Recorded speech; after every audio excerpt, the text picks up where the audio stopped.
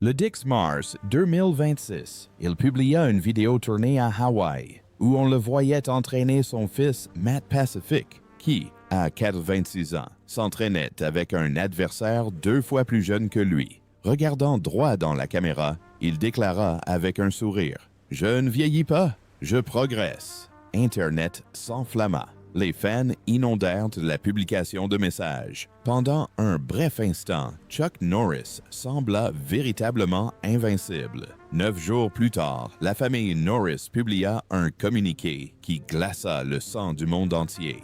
C'est avec une immense tristesse que nous vous annonçons le décès soudain de notre cher Chuck Norris. Sans prévenir, sans déclin, sans adieu, l'homme devenu un symbole mondial d'indestructibilité, celui qu'Internet avait proclamé immortel pendant 20 ans, s'est éteint brutalement, à 26 ans, 10 jours après la diffusion de sa vidéo d'anniversaire, dans le lieu qu'il chérissait le plus. Le monde s'est tu, car il ne s'agissait ni d'un canular, ni d'une rumeur, ni d'une de ces innombrables fausses rumeurs de mort qui circulaient à son sujet depuis des années. C'était bien réel. Et le silence qui a suivi était différent de tous les hommages qu'Internet avait pu rendre jusqu'alors, car, enfoui sous chaque blague sur l'immortalité de Chuck Norris, se cachait la conviction tacite que beaucoup y croyaient. Pas au sens propre, mais comme on croit en quelqu'un qui refuse obstinément d'abandonner. Que s'est-il réellement passé durant ces derniers jours à Hawaï? Que tramait-on en secret derrière ce sourire d'anniversaire? Et qui était l'homme derrière la légende? Ce garçon qui avait toutes les raisons de baisser les bras bien avant que le monde ne connaisse son nom. Avant de répondre, il nous faut revenir au point de départ. Là où Chuck Norris a débuté, il n'y avait ni projecteur, ni applaudissements, ni caméra, ni légende. Il n'y avait que Ryan, en Oklahoma, une petite ville tranquille où la poussière se déposait sur les rêves brisés, avec la même facilité que sur les routes. Né le 10 mars 1940, Carlos Ray Norris vit le jour dans l'un des coins les plus impitoyables d'Amérique, au sein d'une famille déjà déchirée avant même d'avoir pu se reconstruire. Son père, Ray Norris, était un vétéran de la Seconde Guerre mondiale, revenu du front avec des blessures qu'aucune arme ne pouvait guérir. Un homme rongé par l'alcool, absent même lorsqu'il était présent.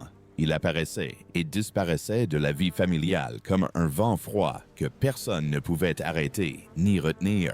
Sa mère, Wilma, était tout le contraire. Femme d'une foi inébranlable et d'une endurance tranquille, elle a élevé ses 3 fils, presque seule, se débrouillant avec les moyens du bord. Maintenant, la famille unie grâce à une force de caractère hors du commun et une foi inébranlable en quelque chose de plus grand que leur situation. Lorsque ses parents ont finalement divorcé, le jeune Carlos a déménagé avec sa mère et ses frères, d'abord à Prairie Village, au Kansas, puis plus à l'ouest, à Torrance, en Californie. Chaque déménagement lui rappelait brutalement que les racines étaient un luxe que d'autres familles pouvaient se permettre. C'était le garçon discret du fond de la classe, d'origine irlandaise et cherokee, timide au point d'être invisible, tourmenté par un bégaiement qui transformait même les conversations les plus simples en humiliation publique. Plus tard, il confia avec une honnêteté désarmante qu'enfant,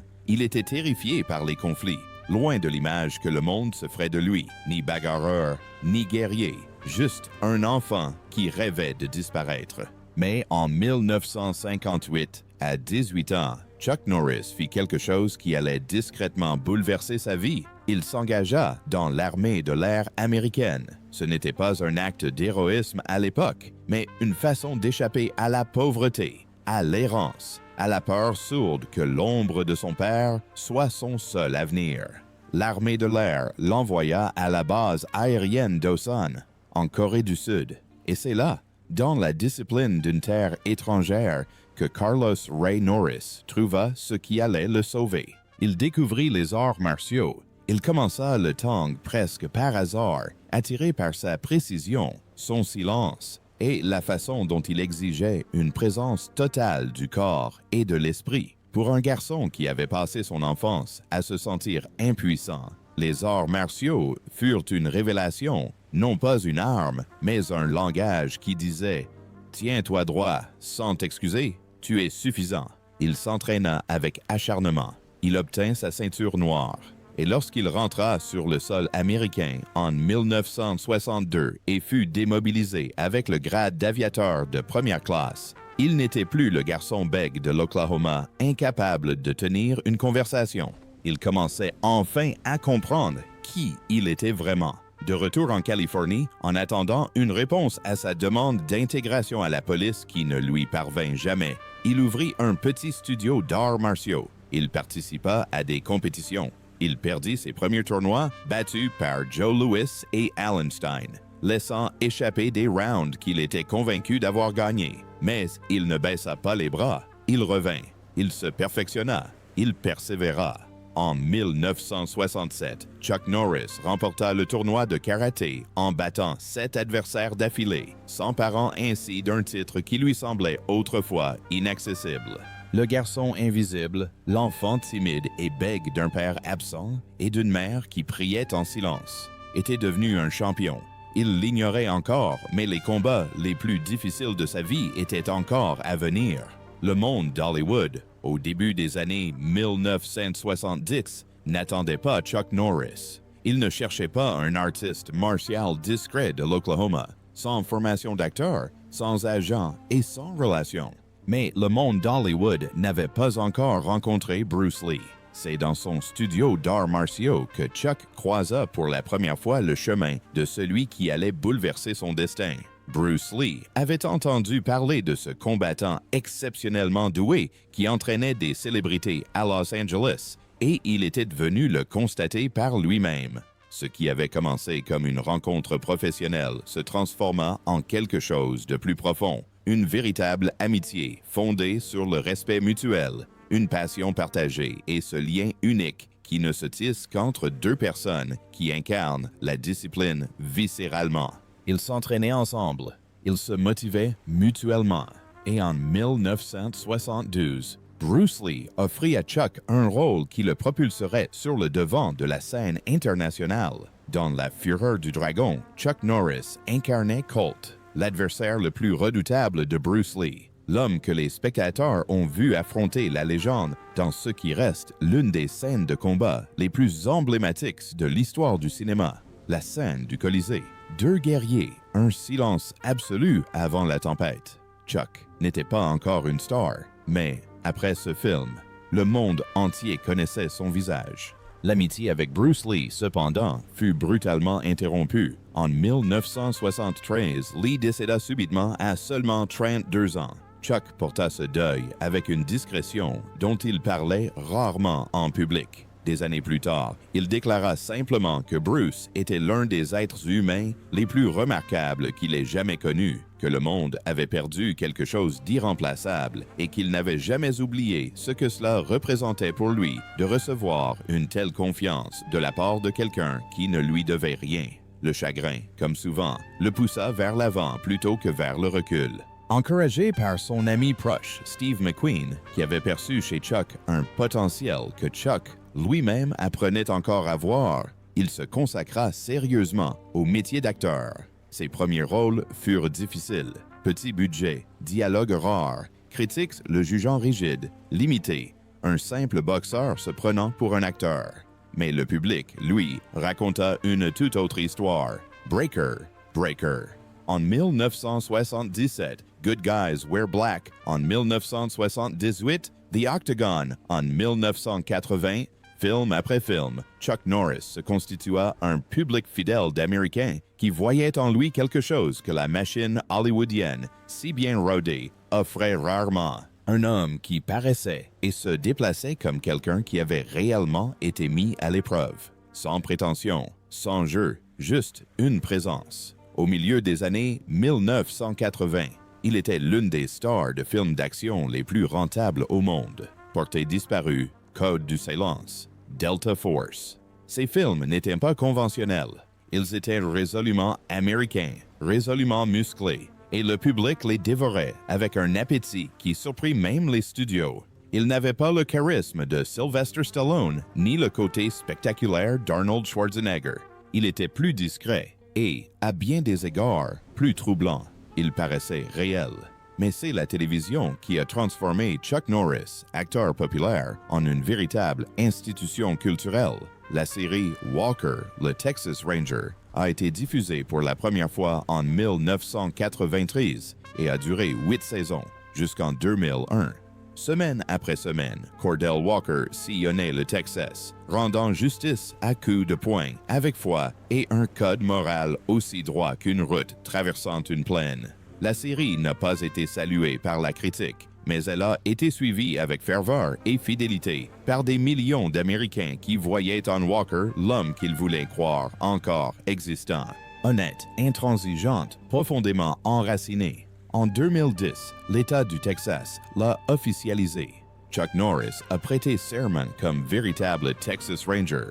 Pas un personnage de fiction, un vrai. La cérémonie était à la fois symbolique et profondément sincère. Un moment qui bouclait la boucle depuis son enfance dans la poussière de l'Oklahoma jusqu'au couloir d'une institution qu'il avait incarnée à l'écran pendant une décennie. Et puis, au début des années 2000, un événement inattendu s'est produit.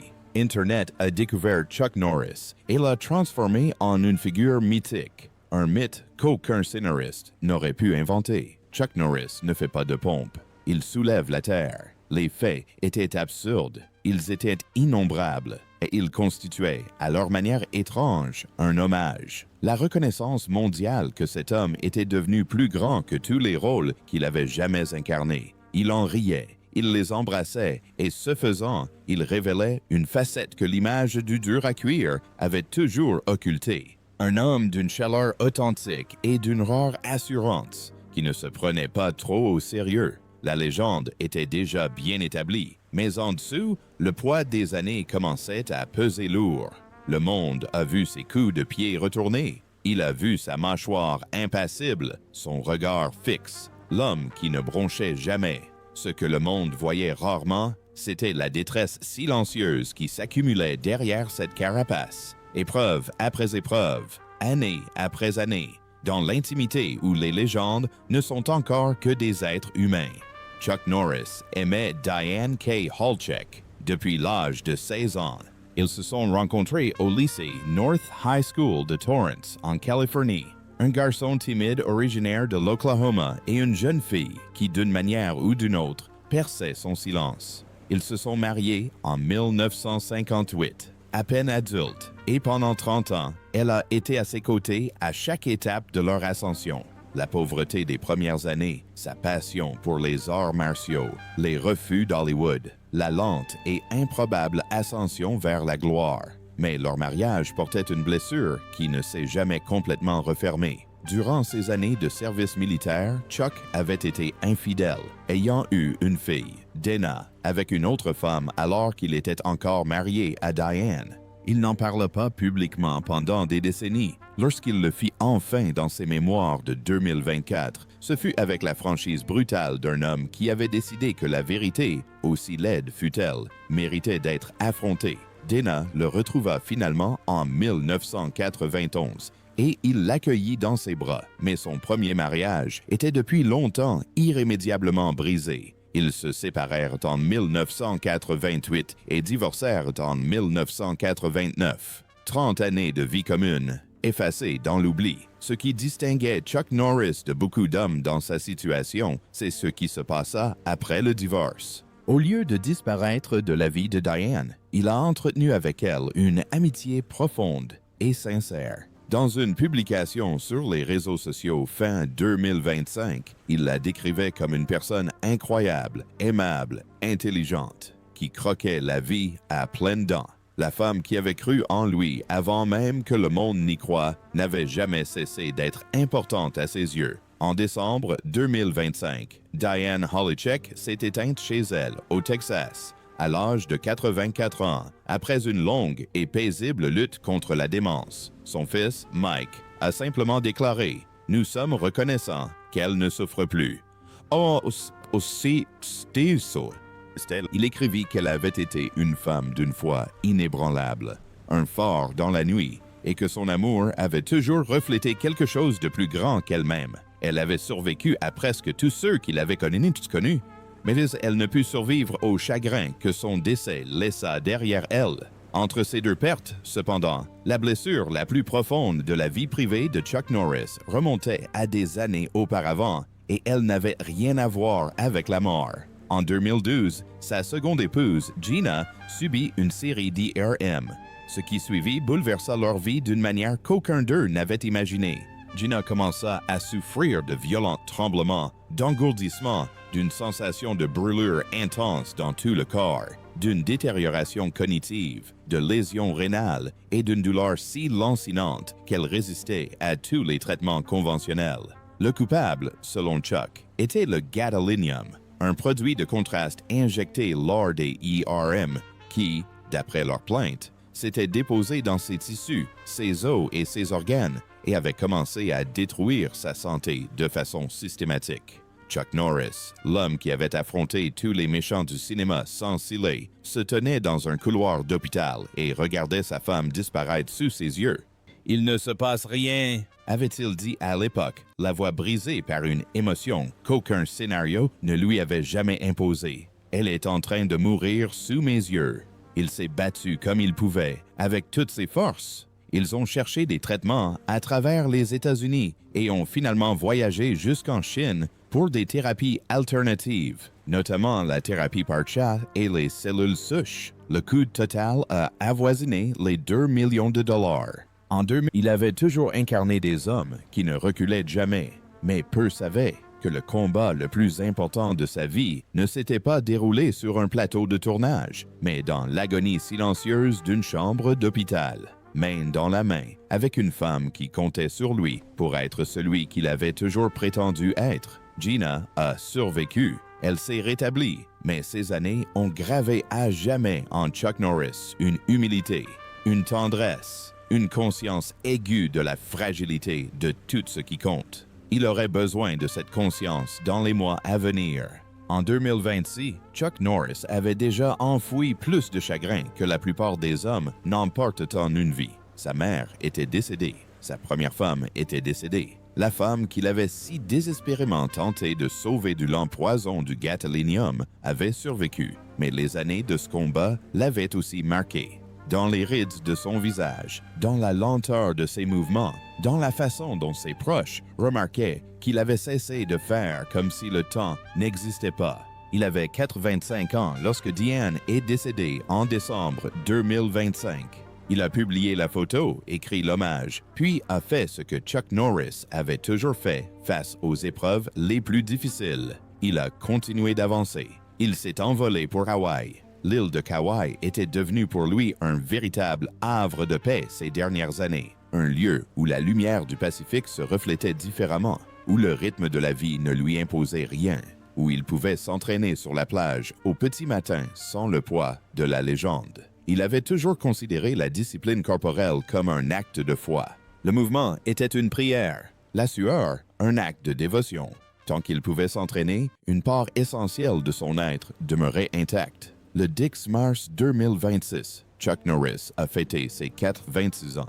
Il a marqué l'événement à sa manière en publiant une vidéo sur les réseaux sociaux, filmée à Hawaï, le soleil en arrière-plan, un tapis d'entraînement à ses pieds. On le voyait, le garçon de l'Oklahoma autrefois invisible, s'entraîner avec un adversaire 2 fois plus jeune, enchaînant les coups avec la même précision tranquille qui l'avait caractérisé pendant 6 décennies. Une fois la scène terminée, il fixa la caméra droit dans les yeux, respirant calmement, et prononça cette phrase avec un sourire qui portait le poids de tout ce qu'il avait traversé. « Je ne vieillis pas, je passe au niveau supérieur. » Internet s'enflamma de joie. Les fans inondèrent la publication d'hommages. Les mèmes refirent surface avec leur ancienne popularité. Pendant un bref instant lumineux, on eut l'impression que Chuck Norris était véritablement invincible. Pas la version des mèmes, mais le vrai. Cet homme qui, pendant 26 ans, avait tout simplement refusé de se contenter de moins que la pleine vie. 9 jours plus tard, l'urgence survint sans prévenir. Un ami qui avait parlé avec Chuck le mercredi 18 mars raconta qu'il était de bonne humeur. Mûr, s'entraînant, plaisantant, pleinement présent, rien ne laissait présager le pire. aucun signe que le destin était déjà à l'œuvre.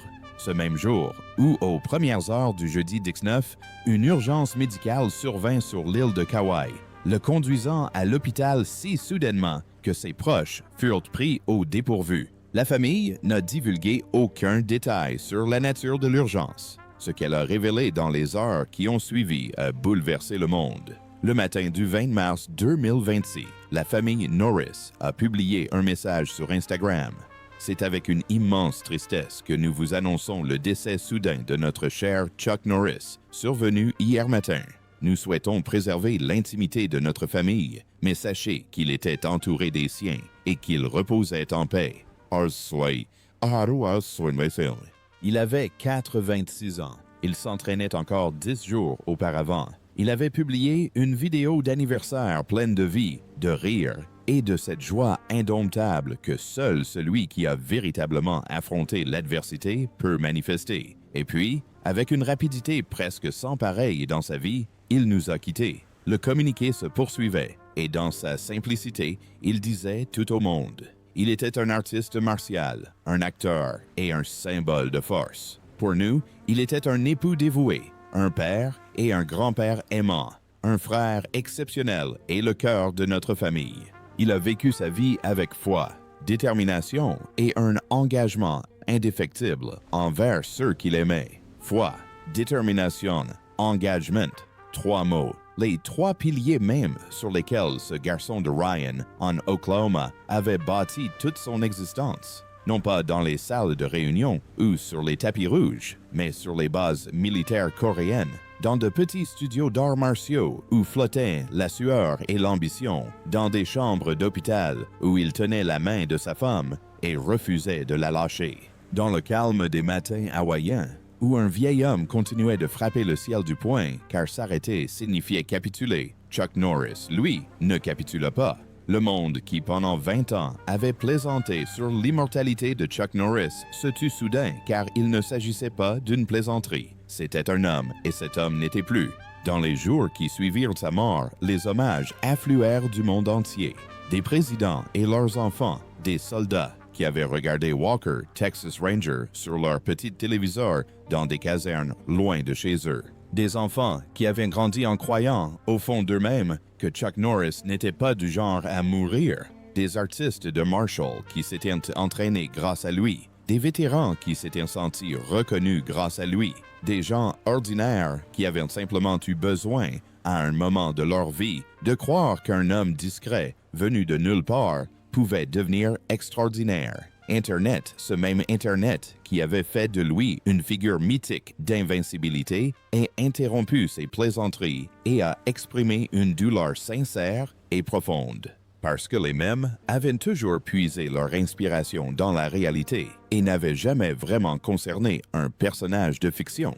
Ils parlaient de l'être humain derrière la figure. Le garçon timide qui bégayait, qui avait perdu son père trop jeune, qui avait enterré son frère au Vietnam, qui avait vu sa femme souffrir sans jamais l'abandonner, qui s'entraînait seul sur une plage hawaïenne à 86 ans car, selon lui, la foi sans discipline n'était qu'un vœu pieux. Chuck Norris n'a jamais prétendu être parfait. Dans ses mémoires, il évoque ses échecs avec franchise. Sa vie portait des cicatrices qu'il n'a jamais dissimulées, mais à chaque étape, de la poussière de l'Oklahoma au dojo coréen, de l'amitié avec Bruce Lee à la longue veillée au chevet de Gina à l'hôpital, des écrans de télévision de 100 millions de foyers au calme matin de ses derniers jours à Kawara, il a démontré la même chose avec une constance absolue. La valeur d'un homme ne se mesure pas à sa chute, mais à ce qu'il fait dans le silence qui suit. Il a survécu à la pauvreté. Il a survécu au rejet.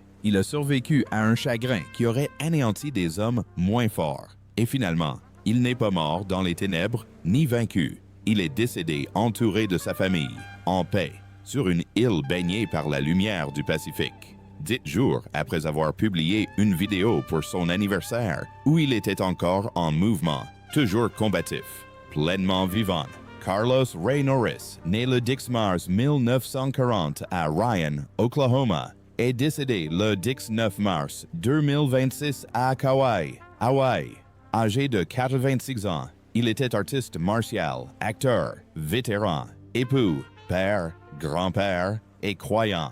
La légende n'a jamais été ce coup de pied circulaire. La légende, c'est ce garçon qui avait toutes les raisons d'abandonner et qui, pourtant, ne l'a jamais fait. Si son histoire vous touche, si elle vous rappelle quelqu'un qui s'est battu discrètement et qui méritait d'être reconnu, laissez un message d'hommage dans les commentaires ci-dessous. Abonnez-vous pour faire connaître ces histoires, car ceux qui ont façonné le monde méritent plus qu'un titre à la une. Ils méritent qu'on se souvienne d'eux.